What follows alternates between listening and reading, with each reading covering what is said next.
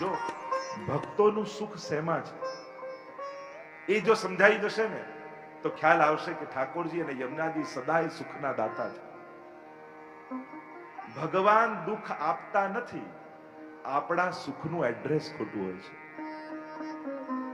આપણે સુખ ગલત જગ્યાએ ગોતીએ છે, એટલા માટે આપણા જીવનમાં દુઃખ છે.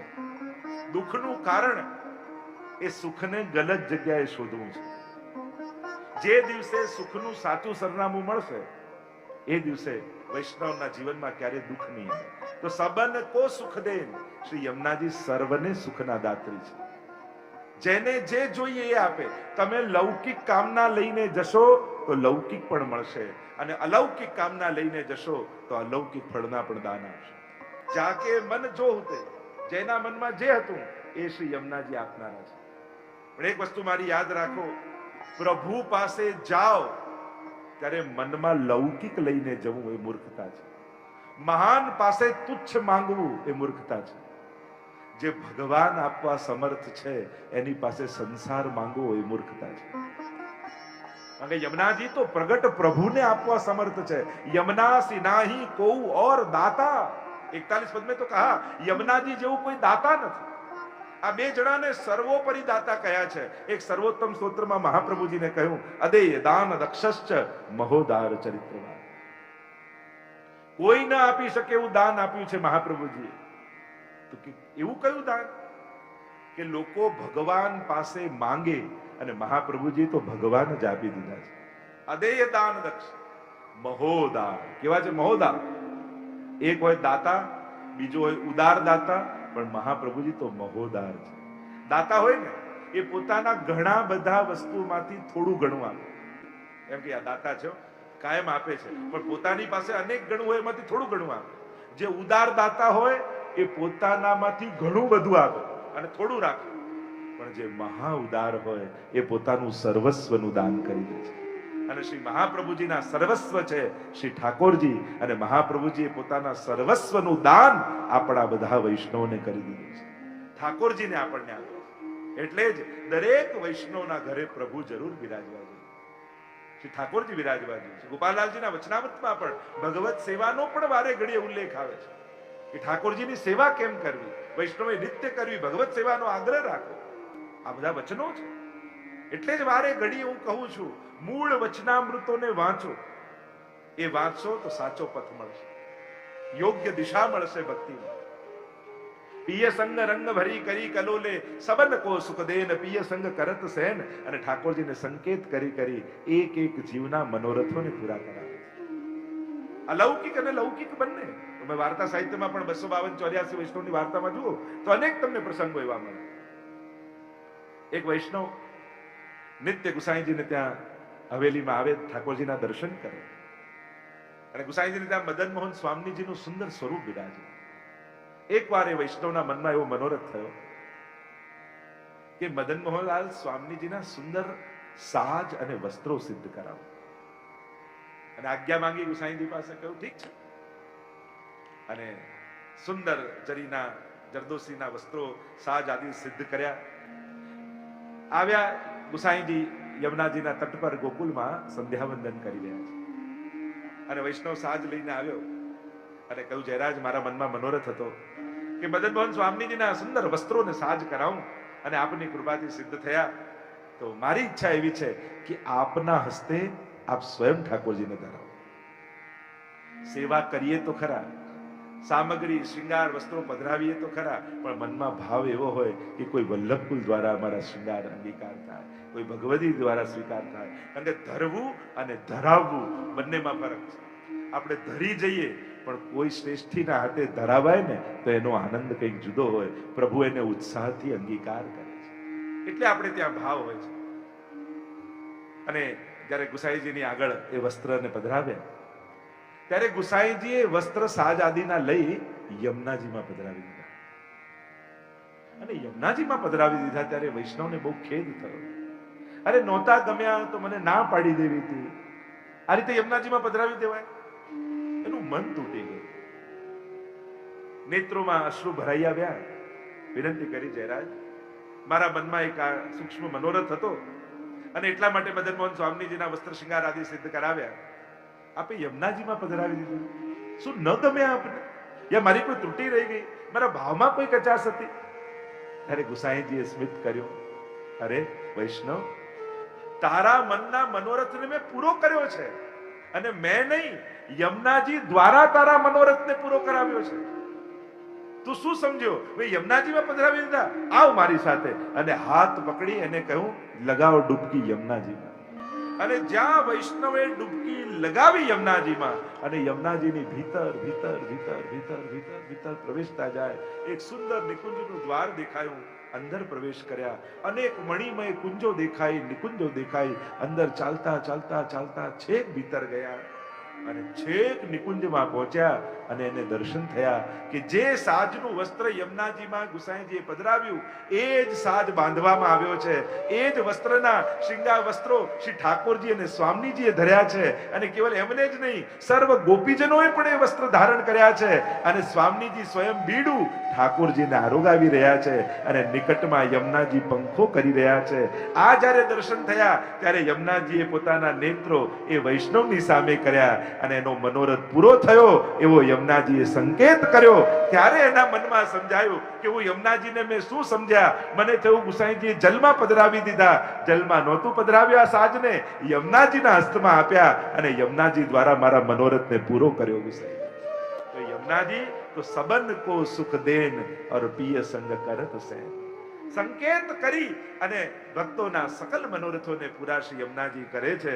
એવા શ્રી યમુનાજી છે. અને એટલા માટે ભગવદીઓ કહે, ચિત્ત મેં તબ પરત ચેન જબ હી બોલે. અને જ્યારે શ્રી યમુનાજી મધુર મધુર વચનોને કહે ત્યારે ઠાકોરજીના હૃદયમાં પરમ સંતોષ થાય છે. ચિત્ત મેં તબ પરત ચેન જબ હી બોલે. એવા શ્રી યમુનાજીના ગુણગાન ગાતા શ્રી હરિરાયજી આગળ ગાન કરતા આ પદમાં કહે, અતિ વિખ્યાત સબ બાત ઇનકે. શ્રી યમુનાજી કેવા છે? અતિ વિખ્યાત. એટલે કે આ ભૂલોકમાં જ નહીં, ગોલોકમાં જ નહીં, પણ યમુનાષ્ટકમાં મહાપ્રભુજી આજ્ઞા કરે, ભુવમ ભુવન પાવની મધિગતા મને કસ્વને પ્રિયા વિરિવ સેવિતા શુકમયુર હંસારી. ભુવમ ભુવન પાવની, 14 લોકોને લોકને પાવન કરનારા યમુનાજી. અતિ વિખ્યાત, અતિ વિખ્યાત. એટલે કે યમુનાજીનો યશ 14 લોકમાં ગવાય છે. સુરાસુર સુપૂજિત, દેવો તો ગાય છે, અસુરો પણ ગાય છે. અને યમુના બહેન છે. દેવો ને દાનવો બંને ગાઈ રહ્યા છે. અનેકવિધ કથાઓ પુરાણમાં પણ ઉપસ્થિત છે. કેવા છે યમુનાજી? અતિ વિખ્યાત. और सब बात इनके हाथ. ભક્તની ભાગ્ય વિધાત્રી શ્રી યમુનાજી છે. એટલે જ આગળના પદોમાં આવશે, 41 પદોમાં, ભાગ્ય સૌભાગ્ય શ્રી યમને જુદે. ભાગ્ય ને સૌભાગ્યના દાત્રી યમુનાજી છે. ભાગ્ય ને સૌભાગ્ય બે કેમ કહ્યા? તો કે ભાગ્ય લૌકિક મળે એ ભાગ્ય, અલૌકિક મળે સૌભાગ્ય. ઘર મળે એ ભાગ્ય, ઘરમાં ઠાકોરજી પધરાવવાની ઈચ્છા થાય એ સૌભાગ્ય. ધન મળે એ ભાગ્ય, ધનને મનોરથ કરવાની ઈચ્છા થાય એ સૌભાગ્ય. શરીર મળે એ ભાગ્ય, પણ વૈષ્ણવ કુળમાં મળે એ સૌભાગ્ય. ભાગ્ય ને સૌભાગ્ય બંનેના દાત્રી શ્રી યમુનાજી છે. જીવવા મળે એ ભાગ્ય, બોલી શકો, ભાગ્ય છે, બોલી શકો છો, પણ મુખમાં યમુનાજીના નામ આવે એ સૌભાગ્ય.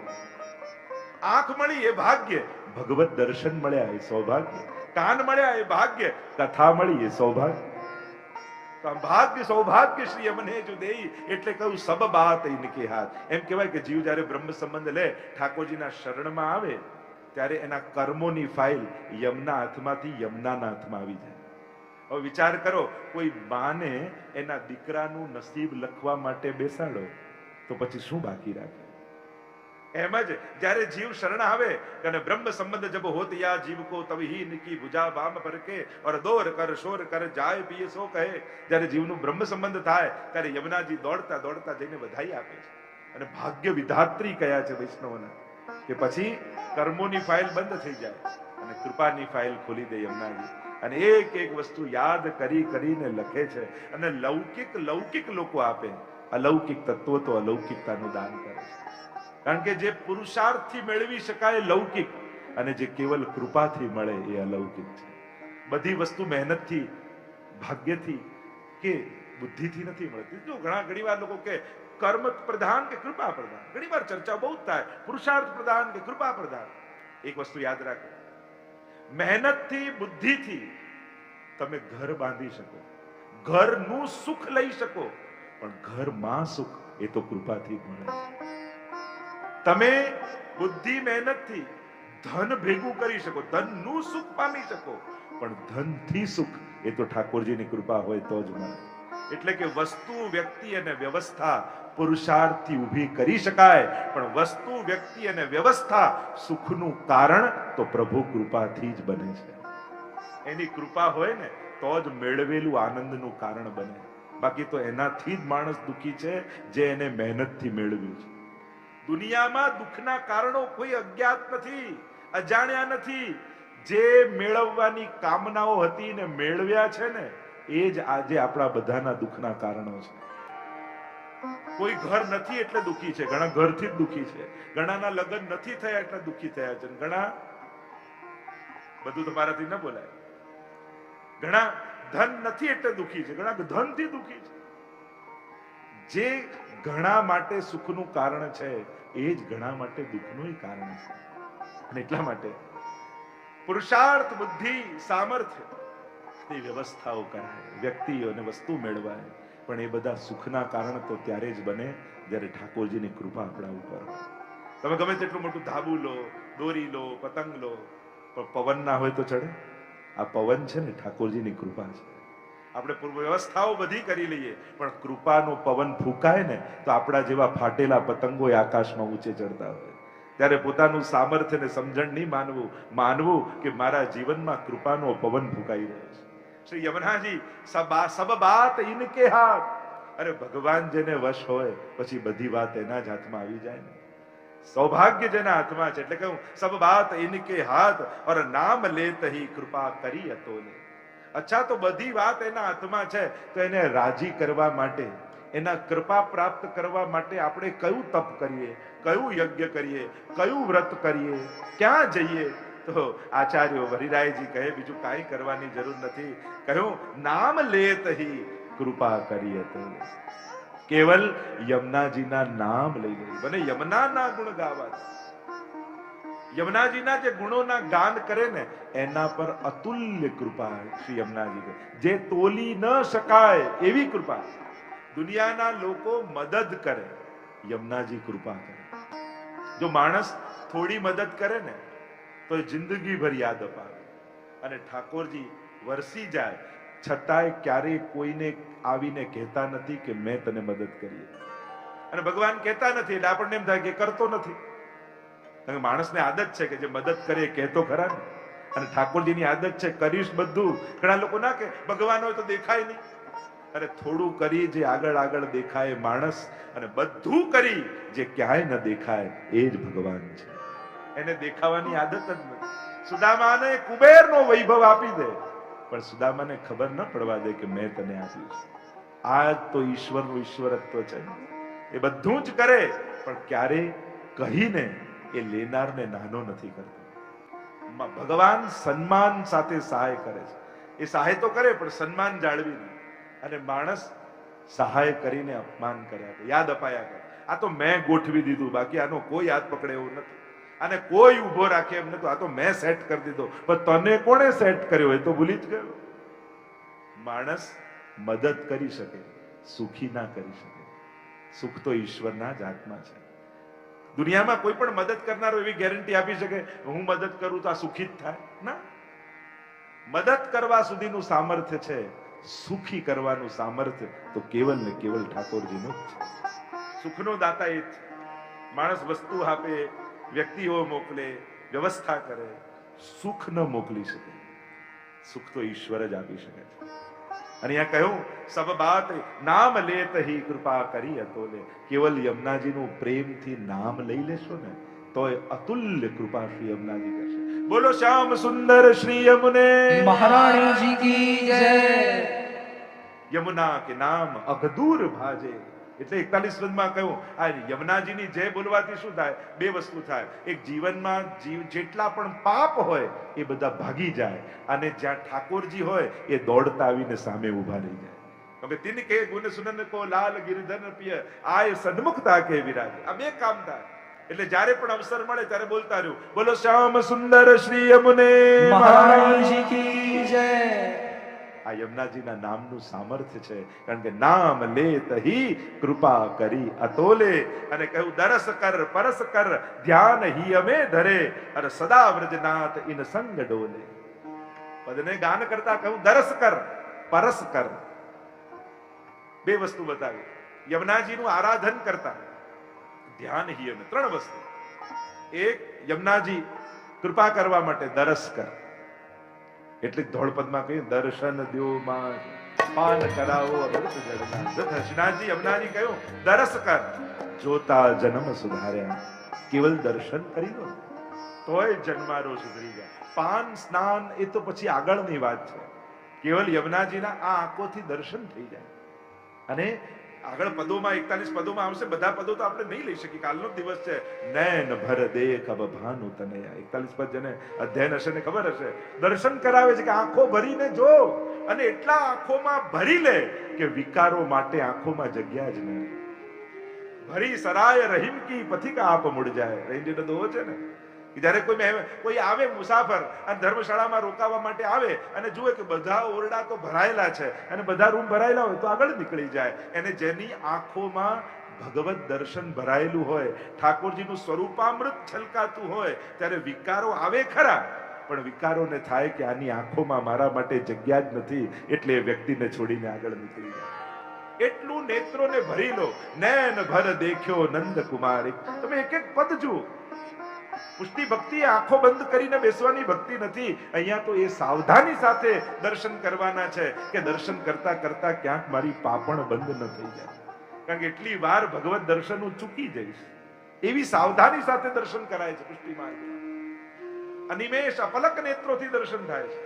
ગોપીજનો ગોપી ગીતમાં એટલે કહે છે, ગોપિયાं કહેતી हैं प्रभु गायों को लेकर जब आप वृंदावन से गोकुल की ओर पधारते हो और दर्शन करती हुई हम जब अपलक नेत्रों से आपके दर्शन करती हैं और तब जब हमारी पलकें गिरती हैं तो इतना समय भी त्रुटि युगायते त्वाम पश्यताम, मानो युग बीत गया हो ऐसा विरह हमारे हृदय में होता.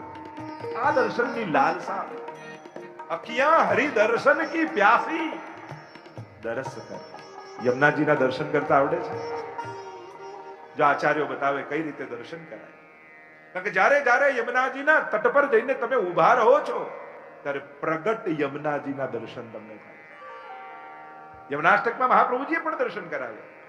તમે સૌથી પહેલા ઘાટ પર ઉભા હો, યમુનાજી પાસે જાઓ, એટલે ઘાટ ઉપર ઉભા તમે યમુનાજીની ઝાંખી કરો, એટલે તમને શું દેખાય? યમુનાજીની લહેરો દેખાય. યમુનાજી અને આ લહેરો શું છે? આ લહેરો નથી. તમે તો યમુનાજીના બાળક છો અને અનંત જન્મોના અંતરાય બાદ પોતાની અલૌકિક માની સામે આવીને ઉભા છે. માને મળવા આવ્યા છે, એના પયના પાન કરવા માટે આવ્યા છે, પોતાની જન્માંતરની તૃષાને શાંત કરવા આવ્યા છે, એ કૃપા રસના પાન કરવા છે. અને જ્યાં પોતાના બાળકને દૂર ઉભો જુએ અને માને અનેક વર્ષો બાદ દેખાય એટલે માં શું કરે? આવો બેટા. પોતાની બાહુ ફેલાવે, ભુજાઓ ફેલાવે અને આમંત્રિત કરે, આવો બેટા આવો. જૈસે જનની રાખત પુત્ર બારે. 41 પદમાં કહે જે માં બાળકને રાખે એમ, આવો આવો આવો. તરંગ ભુજ, તરંગો ફેલાવી, ભુજાઓને પહોળી કરી અને યમુનાજી તમને આમંત્રિત કરે છે, આવો આવો. હવે જ્યારે પણ યમુનાજીના દર્શન કરો ને, લહેરોને જુઓ તો લહેર ન જોતા યમુનાજીની ભુજાનો ભાવ કરે.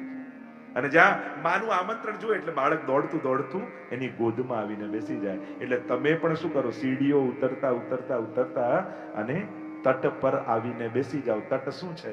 યમુનાજીની ગોદ છે, અને યમુનાજીએ તમને ગોદમાં લઈ લીધા. એવો ભાવ કરજો કે તમે ઘાટ પર નથી બેઠા, યમુનાજીએ પોતાના ઘટમાં તમને બેસાડી લીધા છે, પોતાની ગોદમાં તમને બેસાડી લીધા છે. ભુજાઓમાં ઉચકી અને જેમ બાળકને માં ખોળામાં લઈ લે એમ ખોળામાં લઈ લીધા નાના. અને નાનું બાળક સુધાતુર છે માના પયપાન કરવા માટે. એટલે માં જેમ ખોળામાં લઈ લે બાળકને, ખોળામાં લઈ લે, અને પછી તમે શું કરો? યમુનાજીના જલના પ્રવાહમાં પોતાની અંજલિ ભરો અને અંજલિ ભરી અને પાન કરો. યમુનાજીએ શું કર્યું? તમને ગોદમાં લીધા અને તમે જળ કરો સમજો છો ને જુઓ છો. યમુનાજી તમને જલ નથી પીવડાવતા, તમને પોતાના ખોળામાં લઈ પોતાના પયના પાન કરાવે. નૈન ભર દેખ અબ ભાનુ તનયા, આ નેત્રો ભરીને જુઓ, અલૌકિક નેત્રોથી દર્શન કરો, પય પાન કરાવે. યમુનાજી ના એક એક અંગોનું જો મહાત્મ્ય કહું, જેમ ઠાકોરજીના કેવા શ્રી અંગોની આપ મહત્તા માનો છો કે યમુના ઠાકોરજીના નેત્ર આવા છે, કેશ આવા છે, મુખ આવું છે, અધર આવા છે, કર્ણ આવા છે, ગ્રીવા એવી છે, વક્ષસ્થળ એવું છે, કરકમલ આવા છે, એવી જ મહત્તા શ્રી યમુનાજીના આધિદૈહિક સ્વરૂપની તો આપણે જોઈ ગઈકાલે. આધિ ભૌતિક સ્વરૂપમાં પણ તમે દર્શન કરો તો યમુનાજીનો તટ, યમુનાજીની લહેર, યમુનાજીમાં પડતા ભ્રમરો, યમુનાજીમાં ખીલેલા કમળો, રાત્રિના ખીલતા પોયણા, યમુનાજીના તટ પર રહેલા શુક, મયુર, હંસ પક્ષીઓ, યમુનાજીના એ વાલુકા, યમુનાજીના પુલીન, એટલે યમુનાજીનો પ્રવાહ વહેતો હોય ને તો બેટ જેવો ભાગ હોય, આઈલેન્ડ જેવો બેટ, એને કહેવાય પુલીન. તિહારો પુલીન મોહી ભાવે શ્રી યમુનાજી. આ એક એકની મહત્તા ગવાઈ છે. આ યમુનાજીમાં ખીલેલા કમળો શું છે? મધુરાષ્ટકમાં કહ્યું ને, કમલમ મધુરમ. આ કમળ શું છે? યમુના અષ્ટપદીમાં શ્રી ગુસાઈજી પ્રભુ ચરણ અદ્ભુત વર્ણન કરે કે રાત્રિના સમયે શ્વેત પોયણા ખીલે અને સવારના સમયે લાલ કમળ ખીલે. તો આ શું છે? તો કે રાત્રિમાં મહારાસ થાય, અને મહારાસના 3 સ્થાન છે: વૃંદાવન, ગિરિરાજજી અને યમુનાજી. આ 3 સ્થળ છે. વૃંદાવનમાં રાસ થયા પછી રાસ કરતા કરતા પ્રભુ વ્રજભક્તો સાથે યમુનાજીના પુલીનમાં પધારે, તટમાં પધારે, અને પુલીનમાં પાછો રાસ થાય બેટ પર. અને યમુનાજીને થાય કે મારા પુલીનમાં રાસ થઈ રહ્યો છે, આ 2 નેત્રોથી કેમ આ રાસના રસને સમાવીશ? એટલે યમુનાજી પોયણાઓ ખીલવે ને કહ્યું કે ગુસાઈજી આ પોયણા નથી, યમુનાજીએ પોતાના હજારો નેત્રો પ્રગટ કરી લીધા. યમુનાજી અનંત પોતાના નેત્રો પ્રગટ કર્યા અને હજારો નેત્રોથી આ મહારાજના આખી રાત દર્શન કરે. અને આખી રાત કોઈ જાગે તો એની આંખો લાલ થઈ જાય, એટલે સવારે લાલ કમળ ખીલે. કહ્યું આ લાલ કમળ નથી, યમુનાજીની આખી રાતનું જાગરણ છે કે જે નેત્રોથી યમુનાજીએ મહારાજના દર્શન કર્યા છે. એટલે જ્યારે જો યમુનાજીમાં તમને કમળ દેખાઈ જાય ને તો માનજો યમુનાજીએ તમારા ઉપર કૃપા દ્રષ્ટિ કરી છે.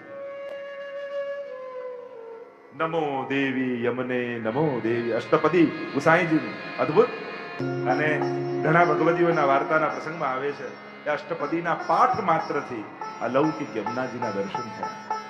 એટલે યમુનાજીના આરાધનમાં યમુનાષ્ટક, યમુના અષ્ટપદી, 41 પદ અને યમુના વિજ્ઞપ્તિ, આટલા પાઠ જો યમુનાજીનું આરાધન કરવું હોય અને આટલા પાઠ માત્રથી આરાધન કરશો તો યમુનાજીના આધિદૈવિક સ્વરૂપની કૃપાના અધિકારી થઈ જશો. કારણ કે આ વાણીનું સામર્થ્ય છે. અહીંયા કહ્યું દરસ કર, શ્રી યમુનાજીના દરસ કર, દર્શન કર. જોતા જન્મ સુધાર્યા. દર્શન માત્રથી શ્રી યમુનાજી જન્મારો સફળ કરી દે છે. યમુનાજીના દર્શન પણ સાધારણ નથી. પરસ કર, બીજું કહ્યું હજી નિકટ જાઓ તો યમુનાજીનો સ્પર્શ કરો. બને તો પોતાના હસ્તમાં લઈ પાન આદિનો ક્રમ. પણ વૈષ્ણવ, એ પણ સકલ સૃષ્ટિનો વૈષ્ણવ, એ સ્નાન કરતો નથી. આપણે ત્યાં શ્રી ગોપાલલાલજીના વચનામૃત આદિમાં મહાત્મ્યમાં એ બતાવ્યું કે આ તો રસમય છે, એટલે સ્નાનનો નિષેધ. નિષેધ એટલે એ કોઈ અપરાધ નથી, પણ આપણે આધિદૈવિક સ્વરૂપના દર્શન કરીએ છીએ, એ સ્વરૂપનું આરાધન કરીએ છીએ. એટલા માટે અહીંયા દરસ કર, પરસ કર. તમારા હાથમાં જ્યારે યમુના પાન કરતી સમયે તમે યમુનાજી લો છો ને, ત્યારે યમુનાજી તમારા ભાગ્યની રેખાઓને સૌભાગ્યમાં ફેરવી દેતા હોય છે. એટલે જ આપણે ત્યાં યમુના પાનની મહત્તા છે અને એનો પણ પ્રકાર છે કઈ રીતે પાન કરવું. અને જ્યારે પાન કરો ત્યારે એ ભાવ કરો કે યમુનાજી મારી ભીતર જઈ મારા રોમ રોમમાં કૃષ્ણ તત્વનો સંબંધ કરાવી રહ્યા છે. રોમ રોમ સાથે મારો પ્રભુ સાથેનો સંબંધ થયો છે, રોમ રોમ પવિત્ર થયું છે, આવો ભાવ કરીને પાન કરે. એમાં ઠાકોરજીના સર્વ અમૃતો બિરાજે છે એવી ભાવના કરે તો દરસ કર પરસ કર ધ્યાન હિયમે ધરે, અને હૃદયમાં જે યમુનાજીનું સ્મરણ કરે છે, ધ્યાન કરે છે. સદા વ્રજનાથ ઇન સંગ ડોલે, અને સદા શ્રી યમુનાજીની સંગ શ્રી ઠાકોરજી ડોલે છે. એમ કહી શ્રી હરિરાય મહાપ્રભુજી કહે છે, અતિહિ સુખ કરન દુઃખ સબક કે હરન, યેહી લીનો પરન દે ઝકોલે, એસી શ્રી યમને જાન તુમ કરો ગુણગાન. કહ્યું અતિહિ સુખ કરન દુઃખ સબન કે હરન, યમુનાજી દુઃખ હરની સુખ કરની છે. ત્યારો દર્શ મોહી ભાવે શ્રી યમુનાજી और દુઃખ હરની સુખ કરની શ્રી યમુનાજી. યમુનાજી સાથે જીવનો, પુષ્ટિ જીવનો બે પ્રકારનો સંબંધ છે. પ્રત્યેક વૈષ્ણવનો બે પ્રકારનો સંબંધ યમુનાજી સાથે છે. એક માં અને બાળક તરીકે પહેલો સંબંધ. દુઃખ હરવા માટે યમુનાજી માં છે. સર્વ લૌકિક દુઃખોને સમાપ્ત કરી દે છે, જીવના સર્વ પ્રતિબંધોને દૂર કરી દે છે, એવું યમુનાજીનું સામર્થ્ય બતાવ્યું છે. એટલે કે માં ને બાળકનો. અને બીજો સંબંધ યમુનાજી સાથે, હેત કરી દેત શ્રી યમને વાસ કુંજે और रूप देत आप जैसे. બીજો સંબંધ છે સખીનો સંબંધ. એટલે દુઃખ હરવા માટે યમુનાજી માં છે અને સુખ દેવા માટે યમુનાજી સખી છે. કારણ કે વૈષ્ણવનું સુખ એ સંસારના માધ્યમથી આવતું નથી. વૈષ્ણવનું સુખ કેવલ ને કેવલ પ્રભુ થકી છે. જેના કેન્દ્રમાં પ્રભુ નથી, વૈષ્ણવ માટે સુખ પણ સુખ નથી. રામાયણમાં હનુમાનજી પણ બોલે છે કે કહાનું મંત્ર વિપત્તિ, ઓર માટે વિપત્તિ કઈ છે? જ્યારે પ્રભુ આપને ભૂલી જઈએ ને એ જ વિપત્તિ છે. જ્યારે જ્યારે પ્રભુનું વિસ્મરણ થાય એ જ વૈષ્ણવ માટે સંકટનો કાળ છે. એટલે મહાપ્રભુજી આજ્ઞા કરે, તસ્માત સર્વાત્મના નિત્યમ શ્રી કૃષ્ણ શરણમ મમ. સતત અખંડ અષ્ટાક્ષરનો જાપ વૈષ્ણવે કરવો. કારણ જ્યારે જ્યારે પ્રભુનું વિસ્મરણ કરો છો ને ત્યારે જ કલયુગને અવસર આપો છો. એટલે ત્યાં ચૈતન્ય મહાપ્રભુજી મળ્યા ત્યારે સંવાદ થયો ને કે ગાયના શિંગડા પર રાઈનો દાણો રહે એટલી વાર પણ કોઈ પ્રભુનું નામ લે તો એનો ઉદ્ધાર થઈ જાય. મહાપ્રભુ બિલકુલ સાચી વાત. પણ ગાયના શિંગડા પર રાઈનો દાણો રહે એટલી વાર પણ પ્રભુનું નામ ભૂલે તો કલયુગ પ્રવેશ કરે. એટલા માટે વૈષ્ણવે, મહાપ્રભુજી પણ શિક્ષા શ્લોકીમાં એ જ આજ્ઞા કરે છે, યદા બહિર્મુખા યુયમ ભવિષ્યત કથંચન તદા કાલ પ્રવાહસ્તા દેહ ચિત્તાદયો. જો બહિર્મુખ થશો તો કાલના પ્રવાહમાં વહી જશો. સન્મુખતા બનાવી રાખો. અતિહિ સુખ કરન દુઃખ સબન કે હરન. તો અતિ સુખ કોને કહેવાય? કે જે સુખ પ્રભુ સંબંધી છે એ જ અતિ સુખ છે. और दुख सबन के हरन, સર્વના દુઃખોને હરી લેનારા યમુનાજી છે. માં બનીને દુઃખને હરે છે, સખી બનીને રાસનું સુખ આપે છે. એવા શ્રી યમુનાજી